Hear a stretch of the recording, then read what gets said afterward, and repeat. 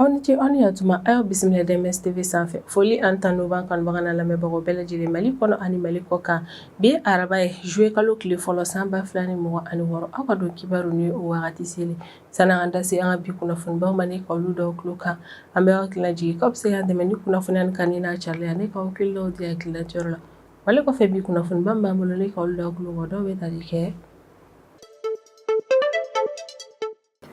sanga ani wagati min an ka Mali fintigilakaw olu kɔni cɛsirilen bɛ opération kɛla jamana in fantan naani bɛɛ lajɛlen na walasa min malidenw n'u bololafɛ olu ka lakana ka se ka sabati o ko hukumu de la sanga ani wagati o kɔni bɛ ka to ka banbaci walimaw ɲini jamana in fantan naani bɛɛ lajɛlen na walasa ka se ka maa nin yɛrɛ kɔni si latunu ka bɔ an ka Mali jamana kɔnɔ o ko hukumu yɛrɛ kɔnɔna tɛnɛn tɛmɛnen juin kalo tile 29 san 2026 min ka état-major général des armées ale bɔnnen ka communiqué kɛ communiqué min kɔnɔ état-major b'a da maliden bɛɛ lajɛlen tulo kan k'a fɔ ko sibiri tɛmɛnen juin kalo tile 27 san 2026 ko min y'an ka Mali fintigilakaw ye k'olu kɔni ka sanfɛkɛlɛkɛminɛnw ye opération caman kɛ an ka jamana région caman yɛrɛ kɔni kɔnɔna na k'an ka Mali fintigilakaw ka sanfɛkɛlɛkɛminɛnw filɛ ni ka nin opération mun kɛ ko opération in ɲɛna kosɛbɛ ka d'a kan opération nin yɛrɛ kɔni kɛra sababu ye ni ka dimi juguba de don banbaci wale jɛkulu maaw la région ninnu kɔnɔna na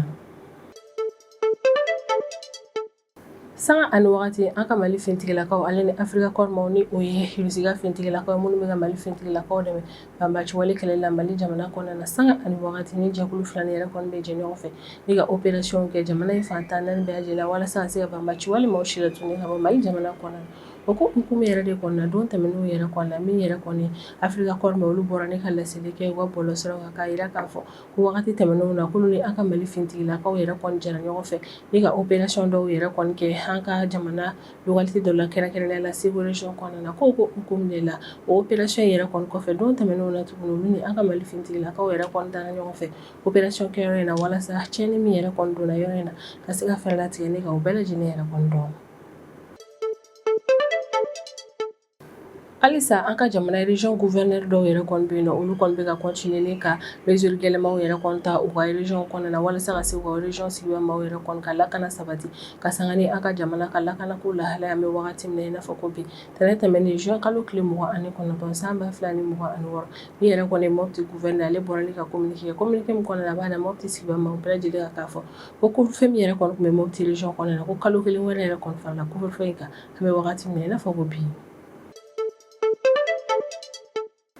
Shahana Takiou ni ale kɔni ye kunnafonidila an ka Mali jamana kɔnɔna na min yɛrɛ kɔni ye journal 22 septembre yɛrɛ kɔnɔ ale o directeur de publication i n'a fɔ bɛɛ lajɛlen b'a kalama cogo wagati tɛmɛnenw yɛrɛ kɔnɔna min yɛrɛ kɔni an ka pôle national de lutte contre la cybercriminalité ma o yɔrɔ nin ma kɔfɔlen minɛ ne k'a datugu kaso la o ko hukumu yɛrɛ de kɔnɔna min yɛrɛ kɔni ye Shahana Takiou an bɛ wagati min na i n'a fɔ ko bi ale kɔni bɛ liberté provisoire ɲini na ko ka sanga ni ma kɔfɔlen yɛrɛ kɔni ka liberté provisoire ɲini walasa a ka se ka labila yɛrɛ kɔni tɛnɛn tɛmɛnen juin kalo tile 29 san 2026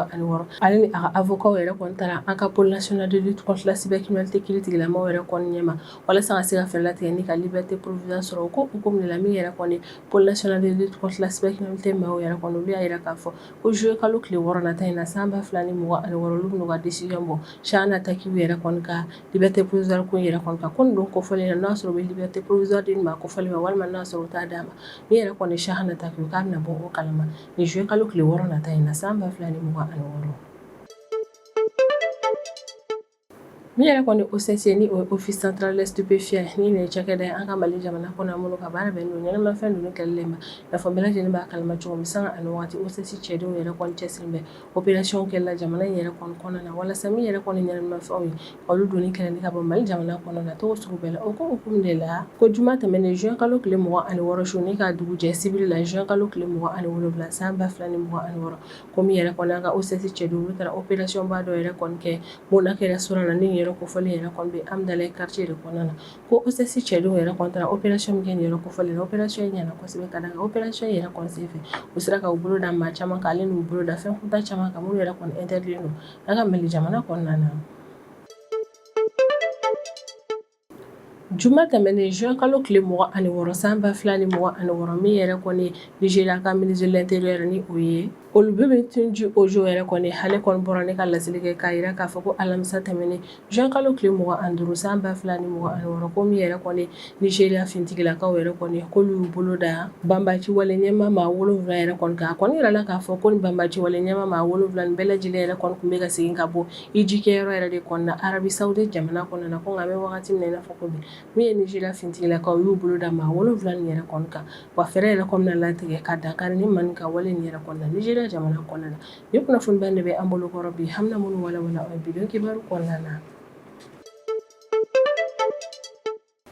sanga ani wagati an ka Mali fintigilakaw kɔni cɛsirilen bɛ banbaci wale maaw ɲinini yɛrɛ kɔnɔna Mali fantan naani bɛɛ lajɛlen na o ko min de la Mali yɛrɛ kɔni bɛ opération yɛrɛ kɔni caya jamana fantan naani bɛɛ lajɛlen la walasa min banbaci wale maaw ka se ka olu silatuni ka bɔ an ka Mali jamana kɔnɔna o ko min de la tɛnɛ tɛmɛnen juin kalo tile 29 san 2026 min y'an ka état-major général des armées ale kɔni bɛ bɔ ni ka communiqué kɛ communiqué min kɔni état-major b'a da maliden bɛɛ lajɛlen kulo kan k'a fɔ ko civil tɛmɛnen juin kalo tile 27 san 2026 komi y'an ka Mali fintigilakaw ye k'u ye opération ba dɔw yɛrɛ kɔni kɛ an ka jamana région caman na ko an ka Mali fintigilakaw ye ni opération mun yɛrɛ kɔni kɛ k'u ye opération kɛ n'u ka sanfɛ kɛlɛkɛminɛnw de a kɔni yirala k'a fɔ k'an Mali fintigilakaw ka opération nin yɛrɛ kɔni kɔnɔna na k'u ye dimi juguba de don banbaci wale jɛkulu Mali na nin région nin yɛrɛ kɔni kɔnɔna na état-major général des armées ka kɔrɔfɔla a ka nin communiqué yɛrɛ kɔni kɔnɔna na komi y'an ka Mali fintigilakaw olu ma wuli dɔrɔn ni ka taa opération yɛrɛ kɔni kɛ ko ɲan'u ka taa opération yɛrɛ kɔni kɛ o y'a sɔrɔ u ye renseignement yɛrɛ de kɔni sɔrɔ renseignement minnu sɔrɔla ni ka bɔ an ka sanfɛ kɛlɛkɛminɛnw yɛrɛ kɔni yɔrɔ la ka da ka sanfɛ kɛlɛkɛminɛnw yɛrɛ de kɔni tora yala la walasa ka se ka jamana lakɔlɔsili baaraw yɛrɛ kɔni kɛ n'u taara bɔ banbaci wale jɛkulu Mali nin yɛrɛ kɔni kan nin localité ninnu kɔnɔna na ko Douentza région yɛrɛ kɔni kɔnɔna na ka sanfɛ kɛlɛkɛminɛnw yɛrɛ kɔni to jamana lakɔlɔsili baaraw la o kɔni taara bɔ banbaci wale ɲɛmaa dɔw yɛrɛ kɔni kan n'olu kun bɛ réunion dɔ yɛrɛ kɔni na Bolkesi localité la ko sanfɛ kɛlɛkɛminɛw yɛrɛ kɔni bɔlen banbaci wale ɲɛmaa nin yɛrɛ kɔni ka réunion yɛrɛ kɔni kan sanfɛ kɛlɛkɛminɛw yɛrɛ kɔni ye faraku kɛlɛmanba 2 kɛ ni ka ɲɛsin banbaci wale jɛkulu ɲɛmaa ma nin yɛrɛ kɔni ma ko faraku in yɛrɛ kɔni kɔfɛ sɛgɛsɛgɛli baara fɔlɔ minnu kɛra yɔrɔ in yɛrɛ kɔnɔ o y'a yira k'a fɔ ko banbaci wale jɛkulu ɲɛmaa maa caman fagara ko a bolimafɛn min yɛrɛ kɔni tun bɛ Mali yɛrɛ kɔni bolo ka réunion kofɔli yɛrɛ kɔnɔ na ko tiɲɛni donna o bolimafɛn nin bɛɛ lajɛlen yɛrɛ kɔnɔ na wale min yɛrɛ kɔni kɛra sababu n'a yirala k'a fɔ ko opération yɛrɛ kɔni kɛra sebabali fintigilakaw bolo ko ni opération yɛrɛ kɔni kɔfɛ Jumara ni Welesebugu localité yɛrɛ kɔni ɲɔgɔn cɛla la ko sanfɛ kɛlɛkɛminɛw yɛrɛ kɔni tun bɛ jamana lakɔlɔsili baaraw la ko ka sanfɛ kɛlɛkɛminɛw yɛrɛ kɔni to jamana lakɔlɔsili baaraw la u taara bɔ banbaci wale jɛkulu maa dɔw yɛrɛ kɔni kan minnu yɛrɛ kɔni tun bɛ bolila moto yɛrɛ de kɔni sanfɛ ko yɛrɛ kɔni kelen min ye sanfɛ kɛlɛkɛminɛ olu kɔni ye faraku kɛ ni ka ɲɛsin banbaci wale jɛkulu Mali yɛrɛ kɔni ma ni yɛrɛ kɔni tun bɛ bolila moto yɛrɛ kɔni na ko état-major général des armées ka kɔrɔfɔla a ka communiqué yɛrɛ kɔni kɔnɔna na ko faraku kɛra ni ka ɲɛsin banbaci wale jɛkulu minnu yɛrɛ kɔni ma moto yɛrɛ kɔni na ko ni banbaci wale jɛkulu Mali yɛrɛ kɔni tun bɛ ka binkani wale dɔ yɛrɛ de kɔni labɛn ni ka ɲɛsin an ka Mali fintigilakaw ka camion citerne convoi dɔ yɛrɛ de kɔni ma ka da kan i n'a fɔ bɛɛ lajɛlen b'a kalama cogoya wagati min na i n'a fɔ ko bi ni y'an ka Mali fintigilakaw olu yɛrɛ de kɔni kɛmɛ ni k'u cɛsiri ka to ka escorte yɛrɛ kɔni kɛ walasa min yɛrɛ kɔni jamana ka tajima fɛ u ka se ka ladon ko banbaci wale Mali yɛrɛ kɔni kun bɛna binkani wale kɛ ni ka ɲɛsin o camion citerne convoi yɛrɛ de kɔni ma nka min yɛrɛ kɔni an ka Mali fintigilakaw ka sanfɛ kɛlɛkɛminɛnw ka baara kɛ kun jumɛn yɛrɛ kɔni o kɛra sababu ye n'u sera ka banbaci wale maaw ka nin ŋaniya jugu yɛrɛ kɔni segi u ma ko sanfɛ kɛlɛkɛminɛnw yɛrɛ kɔni ye faraku kɛ ni ka ɲɛsin ni banbaci wale jɛkulu ma minnu yɛrɛ kɔni ma faraku in yɛrɛ kɔni kɛra sababu ni ŋaniya min tun bɛ o kɔnɔ ni o de ye ka tiɲɛni don an ka Mali fintigilakaw kunna fɛɛrɛ yɛrɛ kɔni latigɛra ni ka o ko in yɛrɛ kɔni lasa an bɛ wagati min na i n'a fɔ ko bi ko ni opération kofɔlen nin yɛrɛ kɔni kɔfɛ min an ka Mali fintigilakaw olu taara opération sabanan dɔ yɛrɛ kɔni kɛ Batuma localité SIA fanfɛla yɛrɛ kɔnɔna ni yɛrɛ kofɔlen bɛ Mopti région de kɔnɔna na ko nin dɔw kofɔlen yɛrɛ kɔnɔ min ye sanfɛ kɛlɛkɛminɛw olu tun bɛ jamana lakɔlɔsili baaraw la ko ka sanfɛ kɛlɛkɛminɛw yɛrɛ kɔni to jamana lakɔlɔsili baaraw la u kɔni taara bɔ banbaci wale maaw ka base de repli dɔ yɛrɛ kɔni kan n'a yirala k'a fɔ ko banbaci wale ma ka nin base de repli yɛrɛ kɔni ko ni banbaci wale maaw tilal'u ka walejugu la u bɛ boli ka t'u dogo nin yɔrɔ kofɔlen na ko base de repli yɛrɛ kɔni tun bɛ kɛrɛnkɛrɛnnenya la Batuma village SIA fanfɛla yɛrɛ de kɔni na ko sanfɛ kɛlɛkɛminɛw yɛrɛ kɔni bɔlen nin ko in yɛrɛ kɔni kan u kɔni ye faraku kɛ ni ka ɲɛsin banbaci wale ma ka nin base kofɔlen ma ko faraku in yɛrɛ kɔni ɲɛna kosɛbɛ ka da kan faraku in yɛrɛ kɔni kɛra sababu ni ka base in bɛɛ lajɛlen halaki fɛn fɛn tun bɛ base in kɔnɔna na tiɲɛni donna a bɛɛ lajɛlen yɛrɛ kɔnɔna na k'o dabɔ ni faraku ɲumanba in na communiqué yɛrɛ kɔni kɔnɔna na min état-major général des armées a bɛ foliba kɛ ni ka ɲɛsin an ka Mali fintigilakaw ma a b'u fo ka cɛsiri u ka baara kɛ ko ɲuman ale n'u ka kalan ɲɛdɔn yɛrɛ kɔnɔna ni opération in senfɛ wa état-major général des armées ale kɔni bɛ hakili sigi kuma fɔ maliden bɛɛ lajɛlen k'a yira k'a fɔ komi ye banbaci walimaw ɲinini u nana minɛli ale ni u bɔnɛnenw ni na baaraw yɛrɛ kɔni komi an ka Mali fintigilakaw k'u kɔni bɛ ka continuer o ko nin fɛ an ka Mali fantan naani bɛɛ lajɛlen na wali bɛɛ lajɛlen kɛ kun ye walasa min yɛrɛ kɔni Mali jamana ka kɛ Mali jamana kɔnɔdenw tɛ wa min yɛrɛ kɔni Mali jamana kɔnɔdenw n'u bololafɛnw ka lakana ka se ka sabati u sigiyɔrɔw la. Sanga ani wagati an ka Mali fintigilakaw ale ni Afrika kɔrɔ ni o kɔni Rusi ka fintigilakaw minnu bɛ ka Mali fintigilakaw dɛmɛ banbaci wale kɛlɛ la Mali jamana kɔnɔ na sanga ani wagati ni jɛkulu filali yɛrɛ kɔni bɛ jɛ ɲɔgɔn fɛ ni ka to ka opération yɛrɛ kɔni kɛ o ko hukumu yɛrɛ de kɔnɔ na min yɛrɛ kɔni Afrika kɔrɔ ma olu ye laseli kɛ u ka bɔlɔlɔsiraw kan k'a yira k'a fɔ ko don tɛmɛnenw yɛrɛ kɔnɔ na kolo ni an ka Mali fintigilakaw jɛra ɲɔgɔn fɛ ni ka opération dɔ kɛ opération min kɛra ni frappe de kɛlen ni ka ɲɛsin banbaci wale ma u ka yɔrɔ dɔ yɛrɛ kɔni ma Segu région kɔnɔ na ko hukumu yɛrɛ de kɔnɔ na opération yɛrɛ kɔni kɔfɛ tile damadɔni o tɛmɛnen yɛrɛ kɔni olu ni an ka Mali fintigilakaw farala ɲɔgɔn kan tuguni ni ka taa opération yɛrɛ kɔni kɛyɔrɔ la walasa jaabi min sɔrɔla opération yɛrɛ kɔni na ka se ka o bɛɛ lajɛlen yɛrɛ kɔni dɔn. Afrika kɔrɔ mɔgɔw yɛrɛ kɔni ka kɔrɔ fɔlɔ u ka bɔlɔlɔsiraw yɛrɛ kɔni kan kolo ni an ka Mali fintigilakaw ye tagali min kɛ nin yɔrɔ in na walasa ka se ka taa opération in jaabiw yɛrɛ kɔni na ko jaabiw kɔni y'a yira k'a fɔ ko opération in kɛra sababu ye ni ka mɔbili 2 yɛrɛ kɔni tiɲɛ moto ta ani 2 tiɲɛna min fɛnɛ ye banbaci wale maaw yɛrɛ kɔni ka tajimafɛn mara yɔrɔ dɔ yɛrɛ kɔni ko tiɲɛni donna o bɛɛ lajɛlen yɛrɛ kɔni na k'o dabɔ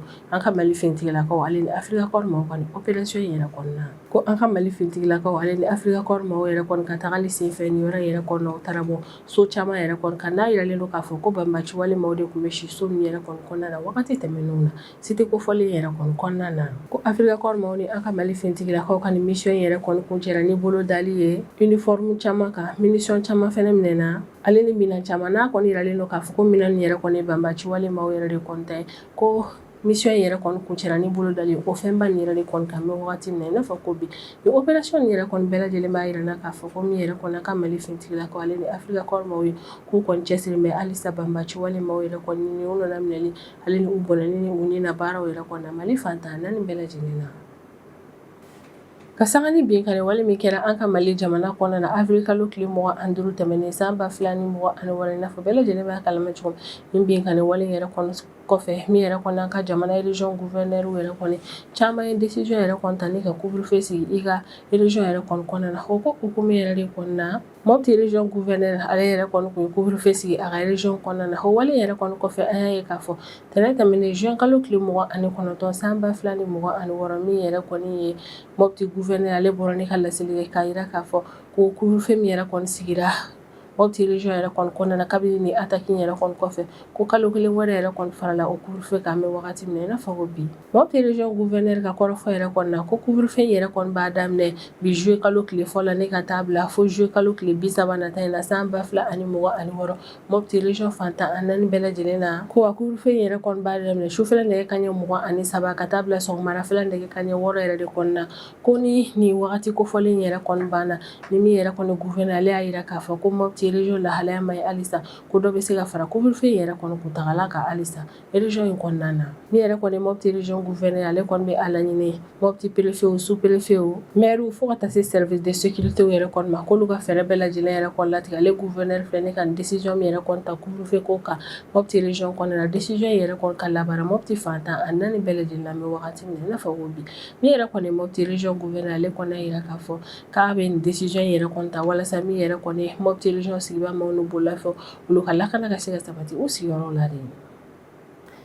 Min ye Chahana Takeyo ni o kɔni ye kunnafoni dila an ka Mali jamana kɔnɔna na min yɛrɛ kɔni ye journal 22 septembre maaw yɛrɛ kɔni olu ka directeur de publication yɛrɛ kɔni don i n'a fɔ bɛɛ lajɛlen b'a kalama cogo wagati tɛmɛnenw na min ma kofɔlen yɛrɛ kɔni minɛna an ka pôle national de lutte contre la cybercriminalité maaw yɛrɛ kɔni fɛ ni ka a datugu kaso la ka sanga ni o wale yɛrɛ kɔni an bɛ wagati min na i n'a fɔ ko bi min ye Chahana Takeyo ale bɛ ka fɛɛrɛ yɛrɛ kɔni latigɛ ni ka liberté provisoire sɔrɔ o ko hukumu yɛrɛ de kɔni na ko tɛnɛ tɛmɛnen juin kalo tile 29 san 2026 ko min yɛrɛ kɔni Chahana Takeyo ni a ka avocat yɛrɛ kɔni olu bɛɛ lajɛlen kun bɛ an ka pôle national de lutte contre la cybercriminalité yɛrɛ kɔni na walasa ka se ka laɲini kɛ kiiritigilamaw yɛrɛ kɔni fɛ min yɛrɛ kɔni Chahana Takeyo ale ka se ka liberté provisoire sɔrɔ an bɛ wagati min na i n'a fɔ ko bi Chahana Takeyo ni a ka avocat yɛrɛ kɔni ka kɔrɔfɔ la k'u yɛrɛ kɔni bɛ ka liberté provisoire ɲini kiiritigilamaw yɛrɛ kɔni fɛ ka d'a kan min yɛrɛ kɔni Chahana Takeyo ale ka kɛnɛya ko yɛrɛ kɔni tɛ ten wa audience yɛrɛ kɔni yɔrɔ la min yɛrɛ kɔni Chahana Takeyo ka avocat yɛrɛ kɔni olu kɔni y'a yira k'a fɔ ko juillet kalo tile 10 nata in na san 2026 min yɛrɛ kɔni Chahana Taqi ale kan ka taa Maroc jamana kɔnɔna na kɛrɛnkɛrɛnnenya la